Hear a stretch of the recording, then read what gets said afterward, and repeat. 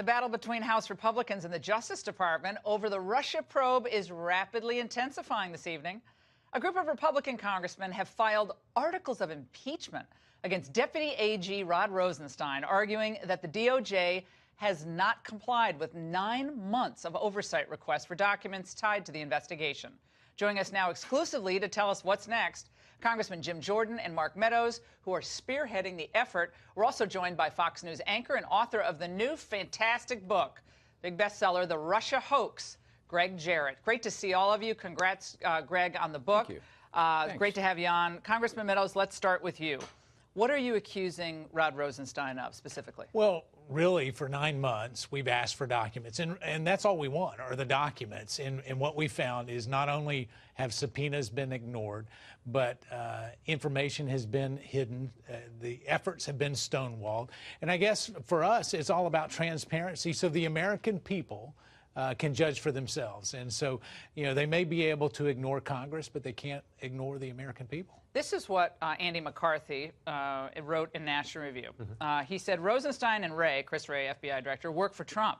They're not Obama holdovers, they're Trump appointees. If they're defying Congress, it's because the president is permitting them to do so. The president is empowered to give his subordinates a direct order to comply with congressional demands and to fire them immediately if they fail to do so. He's kind of looking down on this idea. Yeah, Congressman. We've sent a letter to the president, Mark, myself, and Congressman DeSantis saying, declassify the information, get us all the information. What is he? Have you ever spoken to him about this? Why won't he declassify these? We sent the letter several weeks ago, but the bottom line is we have sent numerous letters to Rod Rosenstein they haven't complied with. 2 subpoenas they haven't complied with. We've caught the Department of Justice hiding information, redacting information that they should not have redacted. We know that Rod Rosenstein threatened House Committee Intel staffers, threatened them, chilling impact when they were trying to do their job, our job of doing the constitutional oversight we're supposed to do. And we all know what the Justice Department did with the dossier. Never forget, Rod Rosenstein signed the 3rd renewal, signed that, which was based on the dossier, which we know parts of it came from Bruce Orr, high-ranking official, through his wife Nellie, the whole ordeal. So we're tired of the Justice Department giving us the finger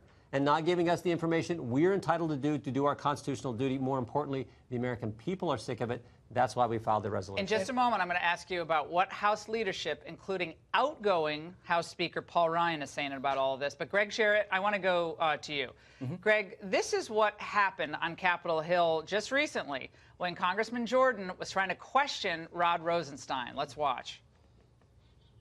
Mr. Rosenstein, why are you keeping information from Congress?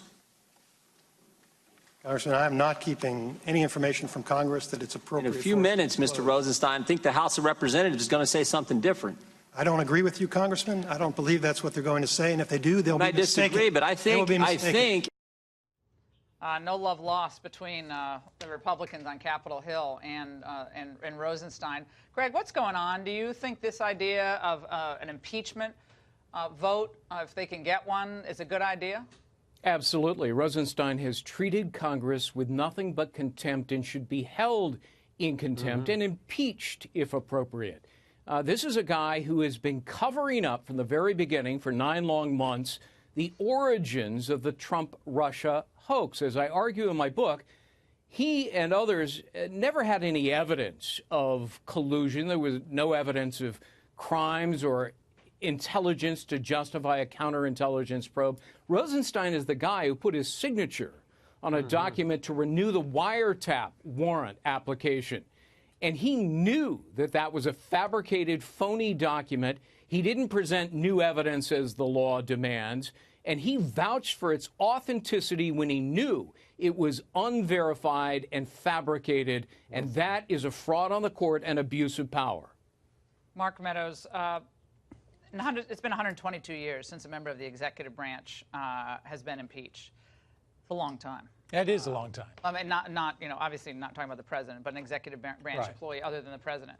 Paul Ryan doesn't strike me as the kind of guy, on his way out, long goodbye from Paul Ryan, who would be keen on this. How do you get a vote on impeachment without getting Paul Ryan's nod here? Well, certainly we hope that it doesn't have to come to that. Obviously, this is the first step tonight, but it doesn't require consent from the Speaker. It's a privileged motion. So what we put in today was non-privileged. It goes in, gets referred to the Judiciary Committee. But starting tomorrow, we can bring it up as a privileged motion. What does that mean for people who don't understand? Yeah, so, and I'm glad you asked, because it really means that it would require a vote on the House floor within 2 days.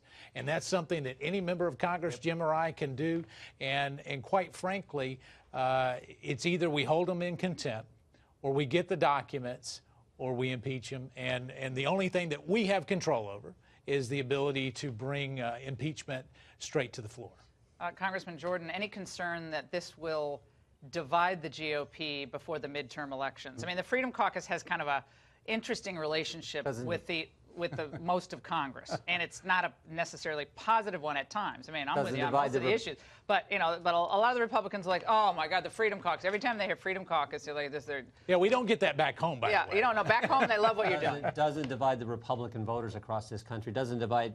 So you don't care who you offend on Capitol Hill? We care about doing the right thing. It might have been 120 years since someone's been impeached, but when was the last time you ever saw the FBI take a disproven document with no credibility, no validity, no corroboration, take it to a secret court, not tell the court who paid for it, not tell the court that the guy who wrote it had been leaking information to the press?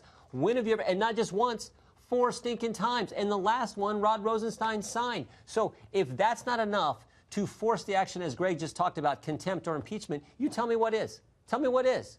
Because I can't figure. And look, we've been as patient. We started this a year ago in July, asking for documents. We started sending letters last November. Which documents in particular? What all scope, of them. We got a subpoena with 9 different things. They're not in compliance with three of the elements in that subpoena issued by Bob Goodlatte on March 22nd, after we first asked for them in letters. Are there State Department documents that you guys have wanted that you haven't gotten? Now we found out more stuff today. That's my sense that something was happening. Well, over actually, the State just Department. in the last few hours, we found out about that. And so, here's the thing: is why do we have to dig so deep to find out information that should come free-flowing if we're really interested in justice? And Greg, let's go back to May when Rosenstein really got his back up. Let's watch. Any reaction to the news that certain members of the House Freedom Caucus have talked about drafting up articles of impeachment? I can tell you, there have been people who have been making threats privately and publicly against me for quite some time. And I think they should understand by now the Department of Justice is not going to be extorted. Extorted. Every time I hear that, I can't believe that's the Deputy Attorney General. Jeff Sessions, bad choice in him. Yeah, this is a very vindictive man.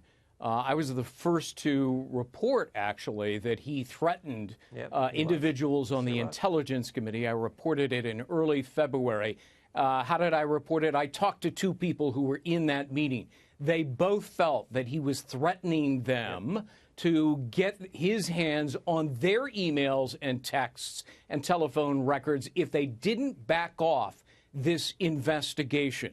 That's the kind of guy that Rod Rosenstein is. He's presiding over an investigation in which he is a key witness and refuses to disqualify himself, even though it's mandatory. You can't be a prosecutor, a witness, an investigator, and the judge all rolled into one. It's a violation of the regulations and the code of professional conduct for lawyers. Mark Meadows, before we let you go, what next for this? Within 2 days, you could have a vote on this? Yeah, literally, hopefully tonight, there's a whole lot of discussion going on. I've had conversations with the Speaker's office. We're hopeful that we get some documents that we identified today. But if not, as soon as tomorrow, we could do a privileged motion that would require a vote in 2 days. I think the American people are tired of talk. Just like Jim was talking about, they want action, and it's up to Rod Rosenstein. Kevin McCarthy with you on this? I haven't talked to Kevin. I haven't talked to him. All right, guys. American people are with us. That's what matters. Great to have you both on. The Russia Hoax. Get this book. Greg Jarrett did a fantastic job. You want to understand a very complicated story and a total scam, a waste of time for this country. Read Greg's book. Greg, thanks so much.